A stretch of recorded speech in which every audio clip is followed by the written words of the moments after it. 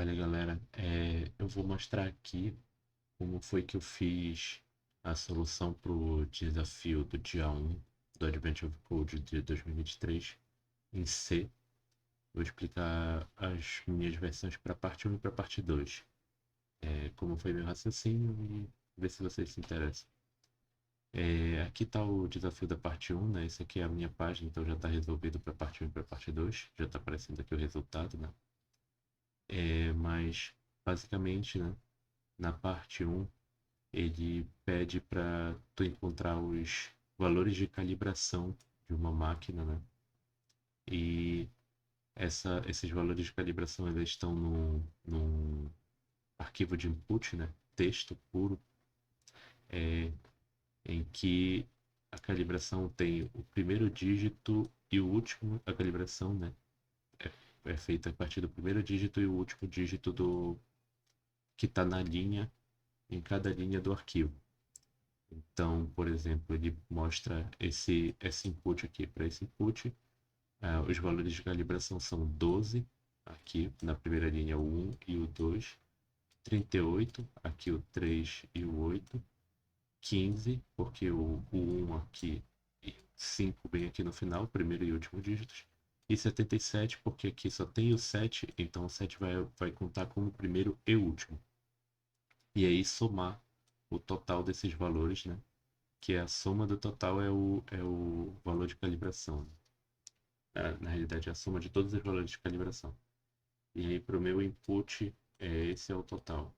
Então, como foi que eu fiz essa, essa primeira parte, né? Esse aqui é o meu arquivo em C. Eu tenho aqui um makefile. Eu criei... Deixa eu alterar aqui essa pasta. Eu criei aqui uma pasta de inputs onde eu coloquei aquele input de exemplo da parte 1, né? Esse mesmo que está aqui para testar o meu código. E adicionei ele, uma linha para ler ele aqui no meu código em C. Então, vou aumentar as partes as outras partes. Então, a partir desse input, eu vou ler, o objetivo é ler linha a linha, cada linha do input, e pegar o primeiro e o último dígito dessa linha, formar um número de dois dígitos e acumular esses números, né? Então, eu abro o arquivo aqui na forma somente leitura e passo para essa função parte 1, né, o arquivo. E aí essa função parte 1 está bem aqui. Como é que ela vai funcionar? Deixa eu abaixar as coisas do parte 2 para não mostrar ainda. Como é que ela vai funcionar, né? Eu vou ter aqui a minha soma, como eu sei que são só dígitos que vão ser contados e é só uma soma, eu já coloquei como um unsigned int para não ter que lidar com números negativos, né? Eu criei aqui um buffer, né, para minha line, então um buffer size de 1024 posições. E aí eu coloco aqui o mais um para contar o caractere nulo, né? Que toda string em C termina com o famoso barra zero, que é um caractere nulo. E aí eu coloco aqui o meu while, né? Enquanto essa função fget, ela recebe aqui o meu buffer, o tamanho máximo de caracteres que podem ser armazenados no meu buffer e o arquivo de input. Tem uma coisa que eu preciso confirmar nessa função, que é se esse buffer size já está contando ou não o caractere nulo. Vou confirmar. Então eu gosto de usar o cpp reference.com para ver referências de C e C++. Então aqui no C, aqui na biblioteca de input e output, vamos procurar aqui o fget. Vamos lá, count maximum number of characters to write, typically the length of a string. É tipicamente o tamanho da string, dá o máximo número de caracteres para escrever no buffer, né? Tipicamente uma string. É,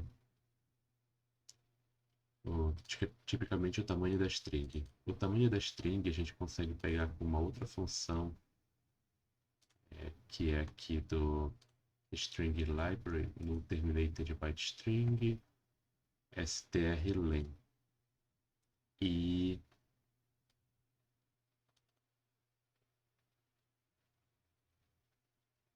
e, e essa função, ela não conta o caractere nulo. Em algum momento fala aqui. Então, como lá o nosso fget ele conta como um string len, né, o tamanho da string, então provavelmente ele não conta o caractere nulo. Então tá certo aqui o meu buffer ter o mais um na declaração dele, mas aqui eu usar apenas o buffer size.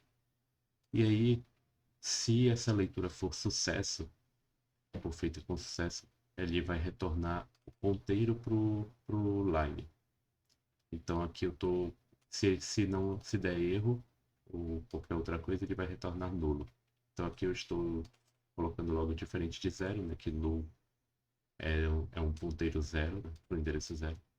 Eu poderia colocar simplesmente aqui sem essa comparação também, que também funcionaria.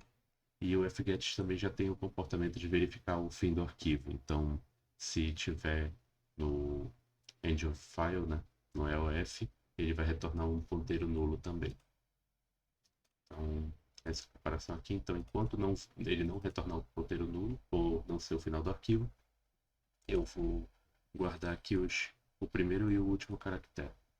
Então, eu coloquei o primeiro e o último caractere como zero. Eu usei assim por causa da comparação.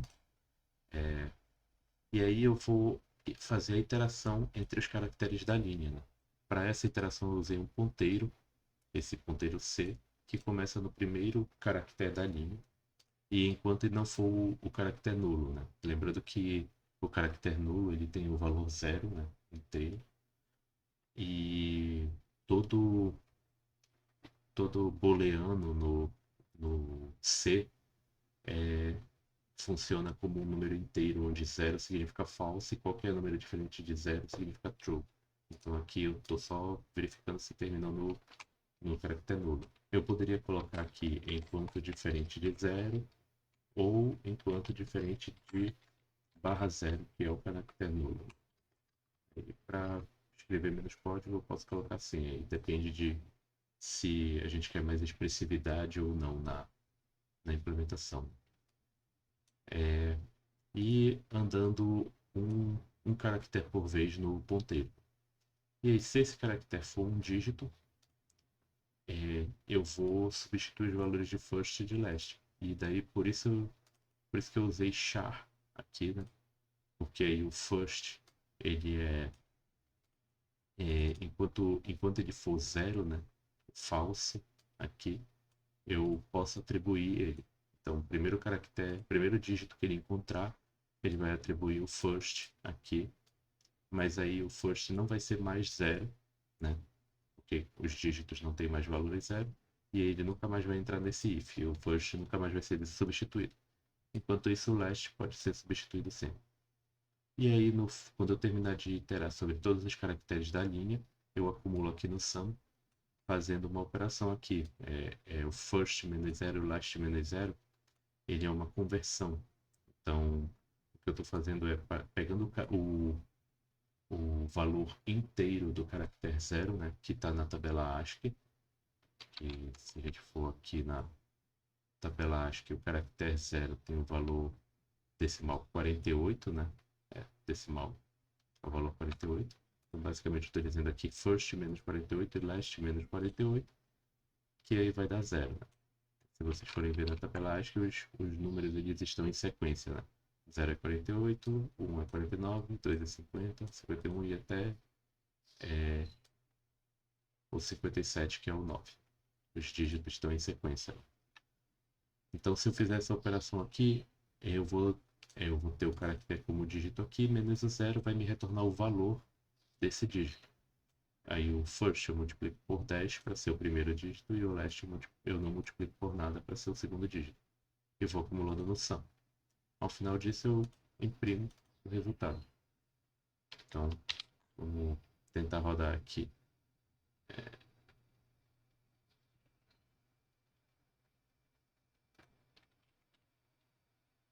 Eu criei um makefile, mas é porque eu estava testando outras coisas, mas não precisa. Vamos rodar aqui com gcc traço parte 1 .c. Eu posso rodar aqui o parte 1. Então, para aquele nosso arquivo de exemplo de input, né, que é o que está no coisa, o resultado é 142. Aí a gente vem aqui no Advent of Code, confirma 142.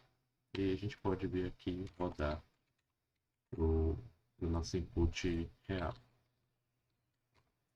Então, 56397. Então, para o nosso input real, aqui 56397. Aí, resolvido isso, na parte 2, ele desafia a gente a modificar o nosso código para que o, a versão em texto em inglês dos dígitos contem também como dígitos, né? Então, 1, 2, 3, 4, 5, 6, 7, 8, 9 contam como dígitos também. Então, além de você verificar os dígitos, os caracteres que são dígitos, você vai ter que verificar também as palavras que são nomes dos dígitos. Então, para essa solução, o que eu fiz? Fiz aqui, vamos recolher aqui a parte 1. Vamos comentar. Comentar aqui o arquivo da parte 2. Ele tem esse arquivo aqui de input, né? Esse exemplo de input para a gente testar nosso código. Nesse exemplo, ó, a calibração da primeira linha é 29, né? Que é o 2, 2 e o 9. O 1 passa a não contar mais. Aí na segunda linha, 83, ó, 8 e 3. Apesar de ter um 2 aqui no meio, que conta é o primeiro, né? Primeiro e o último. Aí na terceira linha é 13, né? Tem um 1 aqui, um 3 aqui. 24 na quarta, 42 na quinta, né, que tem um 4 bem aqui na frente, antes de todos os nomes, e um 2 aqui no final. 14 aqui nessa linha, porque tem o 1 e o 4 aqui no final. 76, que é o 7 aqui no início, e o 6 aqui, apesar de estar escrito 16, ele só contou 6. E a soma dá 281. Como eu resolvi essa parte, né? Então, primeiro, eu criei aqui vamos dizer assim, um lookup table com os nomes dos dígitos, né? Eu já vou explicar por que eu coloquei esse zero aqui. Se vocês forem ver aqui no texto, não tem o zero como dígito. Começa no 1 e termina no 9. Então, eu não coloquei o nome do zero aqui para não ter confusão. Mas colocando esse zero aqui facilita o código, porque aí o índice de cada número já vai ser o próprio número, não preciso fazer nenhuma operação a mais. Então eu posso colocar um loop para comparar de 1 até 9, sem me preocupar em, por exemplo, se eu não tivesse esse zero aqui, sem me preocupar em somar 1 no índice quando for atribuir, né? Quando a comparação der verdadeira. Eu criei também essa função auxiliar aqui de string starts with, né? Começa com. Então eu tenho uma string aqui de input e quero saber se essa substring é o início dessa string. Certo? Então, por que eu criei essa função? Minha primeira opção foi utilizar. Vou abrir aqui de novo o cpp reference. Minha primeira opção foi utilizar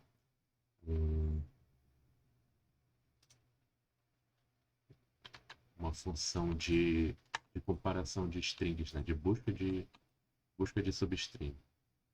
Então a minha primeira opção foi usar essa função aqui, strstr. Essa função, ela faz a mesma coisa, né? Ela procura uma substring dentro de uma string. E ela retorna o ponteiro para essa string aqui, onde começa essa substring. Então, se eu fosse usar essa função aqui, por exemplo, para fazer a comparação das strings, eu, eu poderia eu poderia verificar se o ponteiro que está sendo retornado é exatamente igual a esse ponteiro que eu passei aqui no str. Aí a comparação seria o start with, né? Mas por que eu não usei? Porque como ele busca essa substring na string inteira, eu vou percorrer a string inteira toda vez. E eu não preciso, eu só preciso percorrer o início da string.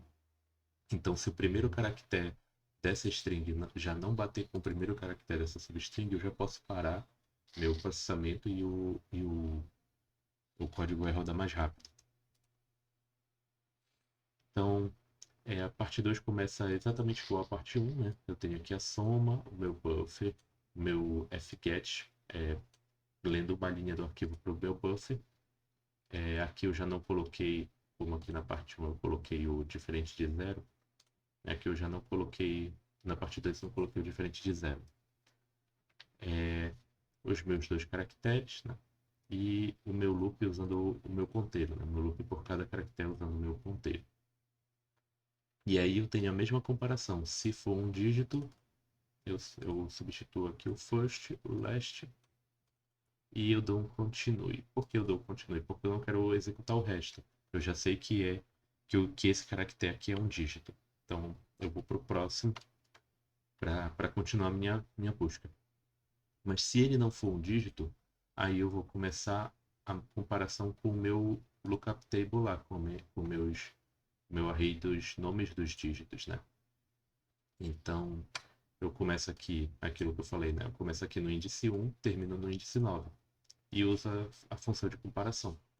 Então, se no meu na minha string C eu tiver o dígito i, e aí vem a vantagem de usar o ponteiro, né? Porque o ponteiro, se eu dereferenciar, que é usar esse estrela C, eu estou pegando o caractere. Mas se eu não dereferenciar, uma string em C já é um ponteiro de caracteres. Então eu já estou pegando a string, vamos dizer assim, um pedaço da string que começa nesse caractere até o final dela. Então se no momento que meu ponteiro aponta para o primeiro caractere, ele está pegando a string inteira, mas quando ele aponta para o segundo, ele está pegando a partir do segundo caractere até o final, e assim sucessivamente. A string vai diminuindo de tamanho. Então aqui eu consigo comparar com a string a partir daquele caractere. Então, essa é uma vantagem de usar o ponteiro. Né? E aí eu comparo com o meu dígito na posição i, com o nome do meu dígito na posição i. E aí, na hora da atribuição, eu não preciso me preocupar em fazer i-1 aqui, ou i+1, né? Na realidade, i+1, se eu tivesse começado em 0. E eu dou um break bem aqui para parar esse for aqui. Então, se eu já encontrei que a partir daquele caractere existe uma string com o nome desse dígito aqui, do dígito i, eu posso dar um break nesse loop, porque eu já sei que os outros dígitos não vão mais dar match, né? Não vão mais caber. E daí, se vocês forem prestar atenção aqui, bem aqui, eu estou atribuindo o caractere, né? Então, por exemplo, se naquela minha string da parte 2, tem aqui, na minha string da parte 2, se eu tenho aqui essa primeira linha, to9, não, essa quarta linha aqui, for to, se eu começo aqui no for, no 4, né? E aí ele verifica que é um dígito, eu vou atribuir o caractere 4, que é o, assim, vamos botar as aspas para dizer que é o caractere, que é o valor, qual é o valor? Vamos lá colar na tabela ASCII, caractere 4 que é o valor 52. Então, se fosse inteiro, seria o 52. Mas, aqui na linha 1, por exemplo, né? Eu estou pegando o to aqui. Ele não vai passar aqui no isDigit, ele vai vir aqui para o for e vai pegar o to que está na posição 2 do meu array de dígitos, né? De nomes dos dígitos. Então esse i vai ser igual a 2 quando eu atribuir aqui. Então vai ser o valor 2. Vamos pegar um exemplo com 2 mesmo aqui. Aqui, esse aqui. Então eu vou pegar um exemplo com 2, né? Vou colocar aqui 2, que é o 50.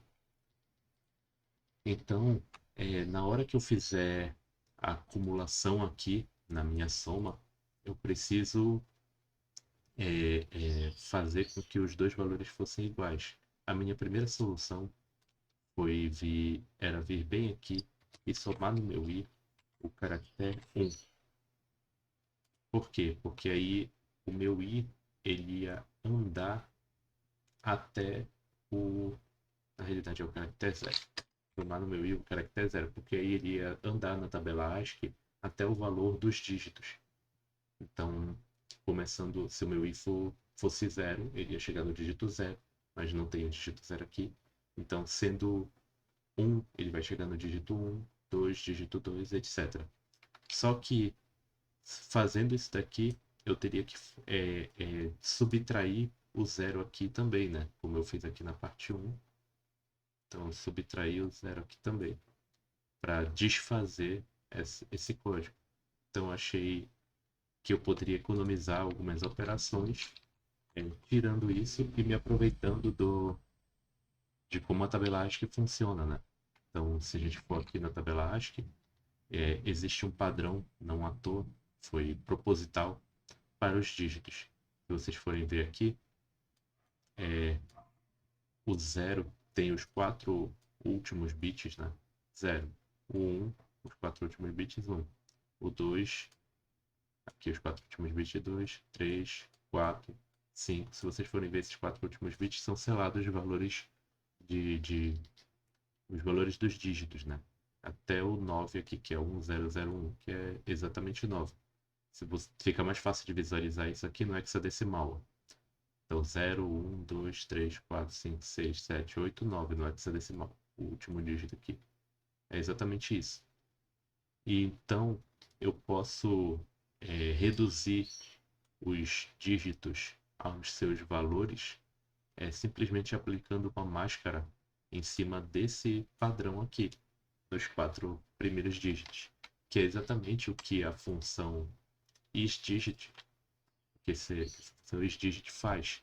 Ela faz uma comparação, para ver se ele mostra aqui. Está aqui. Ó. Ela faz uma comparação, não, uma operação binária, né, de E com essa máscara aqui chamada isDigit. E qual é essa máscara? Essa máscara, tá aqui em cima definido, é o 0F. Eu defini uma máscara aqui chamada 0F. Então essa máscara é o 0F. O que o 0F vai fazer? Ele vai zerar todos os 4 primeiros bits de um byte, mas não vai zerar os 4 últimos. Então no momento que eu aplico essa máscara, né, eu faço uma operação bit a bit. Digamos aqui que o meu first é o 2, né? Vamos colocar aqui uma operação. O meu first é o caractere 2. Caractere 2 são esses bits aqui. Então eu vou aplicar um e comercial. Vou aplicar um E binário, né? Com 0000, esse é o 0F, né? Aqui é 0x32, esse aqui é 0x0F. Isso aqui vai me dar qual resultado? Vai ser 0000, o E comercial vai zerar todos os primeiros bits, mas aqui não vai zerar os últimos, o que vai me dar o valor exatamente de 2. E aí para o dígito 2? Para o dígito 2, esses primeiros bits já estão zerados. Então vai ter o mesmo resultado. Então, dessa forma, aplicando um E comercial com essa máscara, eu consigo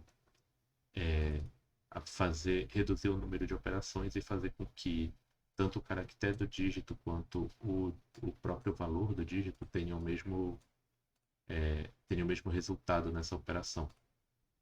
E aí eu acumulo. E aí vamos ver aqui, vou rodar aqui para o nosso, aqui de parte 2. Vou rodar aqui a parte 2. Então, 281 é o nosso resultado para aquele exemplo. E aqui no Advent Unicode, 281 é o resultado para o nosso exemplo. E aí a gente pode rodar o nosso input real.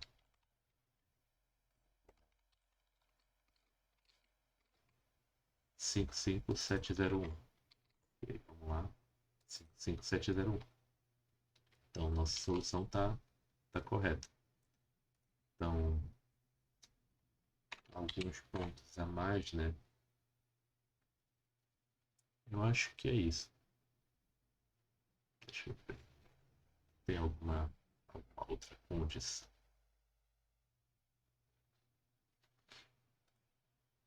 Certo. Um ponto a mais é que, já que eu já estou percorrendo a,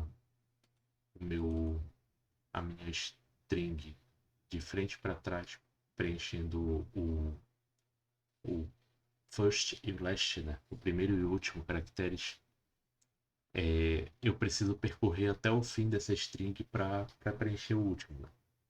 E aí algumas pessoas poderiam argumentar, tu podias pegar aqui, por exemplo, o tamanho da linha, tu poderias pegar o tamanho da linha, fazer o first percorrer só até encontrar o primeiro caractere e o last percorrer de trás para frente na string a partir do último caractere, até encontrar o último caractere, o primeiro que vem de trás para frente. E aí tu economizaria. Mas isso não é verdade, porque na realidade tu estás percorrendo a string pelo menos duas vezes. Porque o strlen ele já precisa percorrer a string toda para descobrir o tamanho da string. Uma string em C, ela é chamada de null terminated string, né? Então vamos pegar, por exemplo, o one aqui. O one,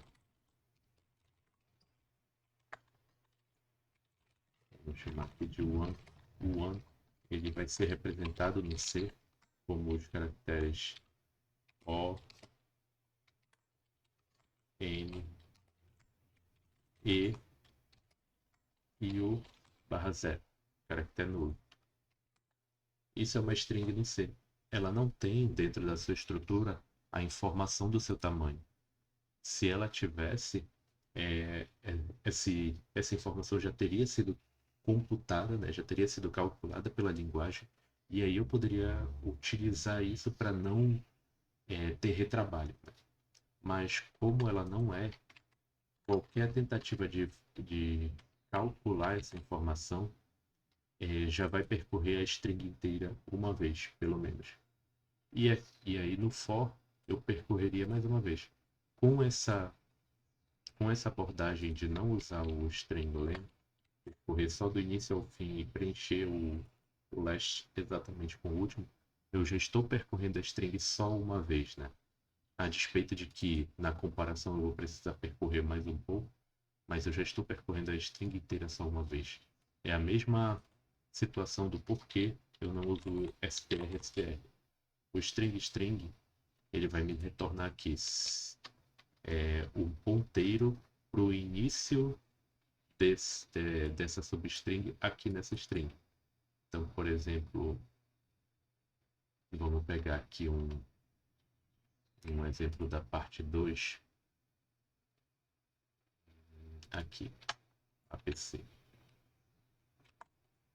Então, se o meu C, vou fazer essa comparação aqui, se o meu C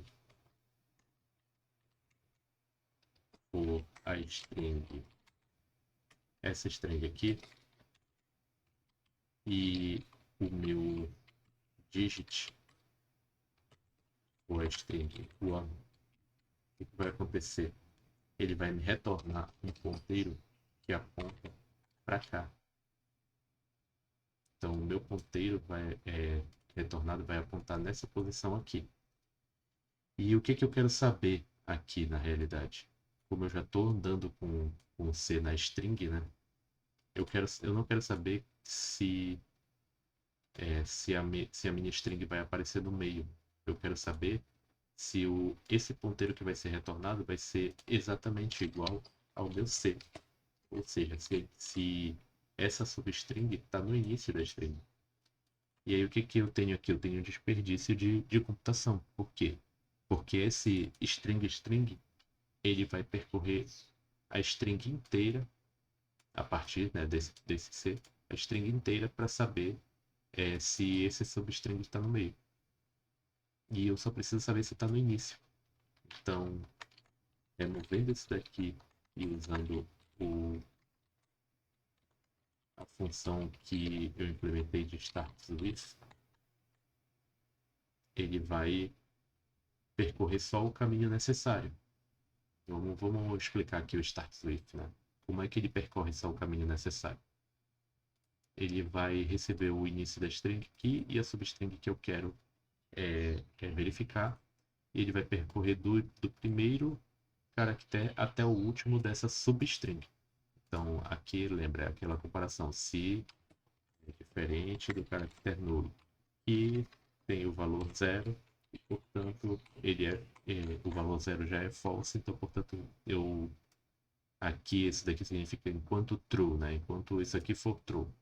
Então, se isso aqui for diferente de 0. Então, até o final da string, dessa substring. E aí eu vou verificando. Em qualquer momento que o caractere da string for diferente do caractere da substring, eu já retorno false. Em qualquer momento. E aí, vamos lá. Se eu estou procurando pela string one, mas a minha string que eu estou procurando, o str, ele é, por exemplo, uma string AB. Ele vai, no primeiro caractere, no índice 0 logo, ele vai retornar false e pronto, acabou. Eu não percorri nada da string. Só comparei o primeiro caractere. Tá, mas e se a minha string for on? Aí ele vai percorrer o primeiro, o segundo, vai percorrer o 0, o 1, e aí quando chegar no 2, que lembra que tem um barra 0 aqui, quando chegar no último caractere, ele vai ver que 0 é diferente da string que está aqui, que é o E. Ele vai ver que barra 0 é diferente do E e vai retornar false. Então não tem a preocupação de eu estar de eu fazer um segmentation fall aqui, né, uma falha de segmentação, acessar um valor que está fora da string, porque o último caractere, que é o caractere nulo, vai dar diferente de algum caractere da substring.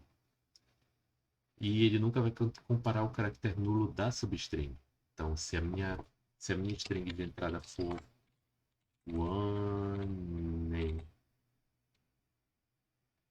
aí ele vai comparar o primeiro, o segundo, o terceiro, e aí quando ele tiver que comparar o caractere nulo da substring, né, o barra 0 daqui, ele não vai comparar porque essa condição vai dar false, ele vai sair do loop. Ele vai comparar todos, vai ver que esses três batem, vai sair do loop e retorna true. Então, essa é a lógica de funcionamento aqui do meu start with. E aí, com isso, eu consigo economizar é, quantas vezes ele percorre na string também. Isso otimiza mais o código, né? Deixa eu ver se tem algum ponto a mais. Esse código aqui, se ele fosse usado em outros contextos, ele seria considerado inseguro. Por quê? Porque eu não estou verificando se essas strings são nulas. Eu teria que colocar uma condição uma cláusula de guarda aqui, né? Se str igual a zero, né? Ou null, ou simplesmente se não str, aí return false, por exemplo. Então eu teria que colocar tanto para string quanto para substring. Eu não estou colocando também um parâmetro de um máximo de caracteres de segurança, né? Então, toda comparação com strings precisa ter um parâmetro, como por exemplo aqui no fget, eu tenho um parâmetro limite do meu buffer. Então, eu seto esse parâmetro, ele não vai ler mais do que o meu buffer aguenta. Porque se eu não tivesse esse parâmetro, ele poderia ler, digamos assim, uma linha muito maior do que o meu buffer, e isso quebraria, corromperia a memória do meu programa, daria um segmentation fault.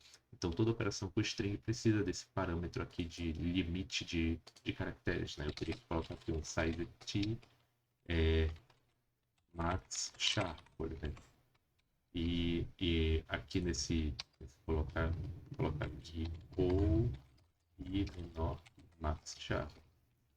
Mas eu não preciso colocar essa condição porque esse meu código é extremamente controlado.